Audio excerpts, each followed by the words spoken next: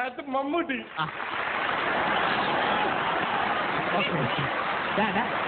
നമുക്ക് നമ്മൾ ഇമിറ്റേറ്റ് ചെയ്യുമ്പോൾ നമ്മൾ പ്രത്യേകം ശ്രദ്ധിക്കാന്നുള്ള പുള്ളിയുടെ ആ നടത്ത, കൈകളുടെ സംഭവം, മുഖത്ത് വരുന്ന എക്സ്പ്രഷൻസ് വിത്ത് ഡയലോഗ്, ഇതെല്ലാം വളരെ ക്ലിയർ ആയിട്ട് വാച്ച് ചെയ്താൽ മാത്രമേ നിനക്ക് ഇങ്ങോട്ട് നോക്ക് ആ പുള്ളിയെ യഥാർത്ഥമായിട്ട് നിനക്ക് ഇമിറ്റേറ്റ് ചെയ്യാൻ പറ്റൂ കേട്ടോ.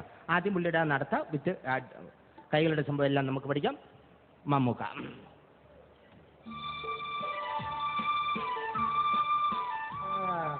ഇങ്ങനെ വന്നിട്ട് ഫസ്റ്റ് ഡയലോഗിന് ഇടത്തെ കുത്ത്, അതായത് ഇവിടെ 2 ഇഷ്ടിക വച്ചേക്കും. ഇത് പഠിക്കാൻ വേണ്ടിയിട്ട് 2 ഇഷ്ടിക വച്ചേക്കും, നടുക്ക് ചാന്തും ഇട്ടേക്കും. കറണ്ട് കാണൂല, കൈ കൊണ്ട് കുത്തി നിറയ്ക്കണം. അറിയാലോ. രണ്ടാമത്തെ ഡയലോഗിന് വലത്തെ സൈഡിൽ ചാന്ത് നിറയ്ക്കണം. സെന്റ് ഡയലോഗ് പറയുമ്പോൾ മാത്രം 2 കൊണ്ട് നിറയ്ക്കണം. കാരണം ഇത് മൈക്കാടല്ല, അടങ്കലാണ്. മനസ്സിലായല്ലോ. ഇനി നമ്മുടെ ആ സൗണ്ട് ക്ലിയർ ആയിട്ട് വാച്ച് ചെയ്തോണം കേട്ടാ. ചന്തുവിനെ തോൽപ്പിക്കാനാവില്ല മക്കളെ.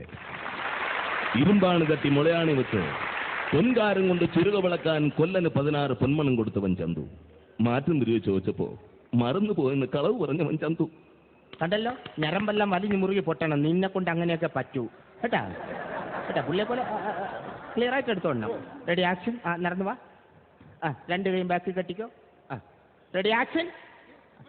അതെല്ലാം ക്ലിയർ ആണ്, നീ നടന്നു വന്നാൽ മതി. അത് തന്നെ.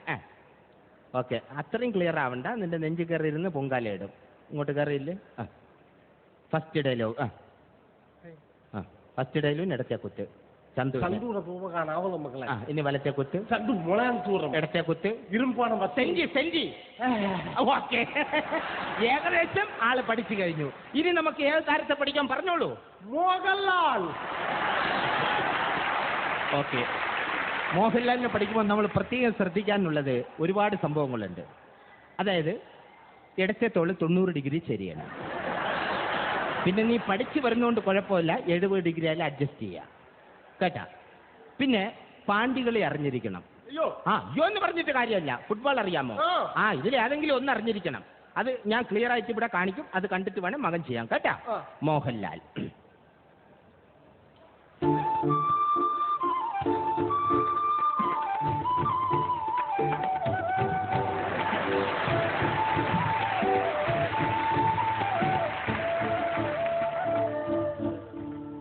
എടോ വീരപ്പൻ എന്ന് പേരുള്ള തേടേറ്റ് ഷട്ടെ, താൻ ആരാടോ നാട്ടുരാജാവോ? തന്റെ കളരിയും തരികട നമ്പരും എല്ലാം ചിലവാകും അങ്ങ് കാട്ടില്.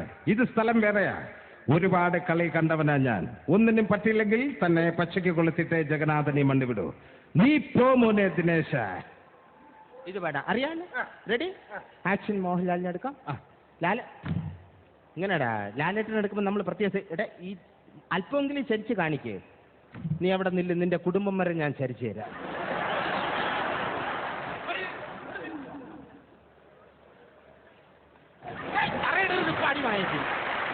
ഇത് പഠിക്കാനുള്ള സംഭവമാണ് കേട്ടാ. ഇനി അവിടെ ഒരു ബാളുണ്ടെന്ന് സങ്കല്പിക്കുക, അതിനെ തട്ടിത്തെറിപ്പിച്ച് മൈക്കിന്റെ അടുത്തേക്ക് വരൂ. Ready action. ഇനി ഇങ്ങോട്ടത്തേക്ക് വരൂ. ഇനി പ്രശസ്തമായ ഡയലോഗാണ് മോനെ ദിനേശ സവാരി ഗിരിഗിരി. ആക്ഷൻ. മോനെ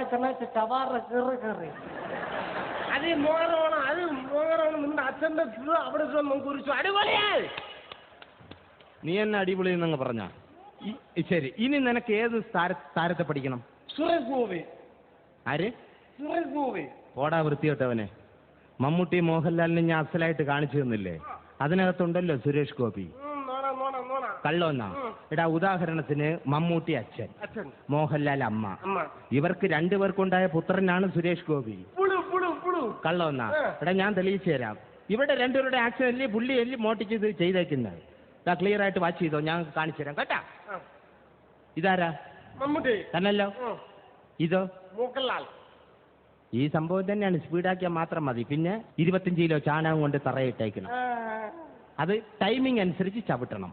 ദാ നോക്കിയോ, മമ്മൂട്ടി ചാണകം ചവിട്ട് മോഹൻലാൽ, മമ്മൂട്ടി മോഹൻലാൽ, മമ്മൂട്ടി മോഹൻലാൽ. കണ്ട, ഇത് സ്പീഡാക്കിയാൽ മാത്രം മതി. കണ്ട, ഇടയ്ക്കിടയ്ക്ക് ചാണകം കൂടെ ചവിട്ടി കൊടുക്കണം. ഇനി എന്ത് ചോദിച്ചാലും വേണ്ടെന്നും കൂടെ പറയണം. ഇനി ഡയലോഗ്. ഓർമ്മയുണ്ടോ ഈ മുഖം? ഷീറ്റ് വേണം. പാകൊണ്ടുള്ള ഒരു പരിപാടിക്കും പുള്ളി തയ്യാറല്ല. മണലിൽ കിടന്നാലും ഷീറ്റ് വേണം. അറിയാലോ? Ready, action. സുരേഷ് ഗോപി എടുക്കാം. മമ്മൂട്ടി. ആ, മോഹൻലാൽ. ചാണകം നിന്റെ അപ്പം വന്ന് ചവിട്ടു. ചവിട്ടാ. മമ്മൂട്ടി ചാണകം ചവിട്ടി Mohanlal. Mammootty Mohanlal. Speed speed. Mohanlal. Okay. Mammootty. ചോറ് വേണോ?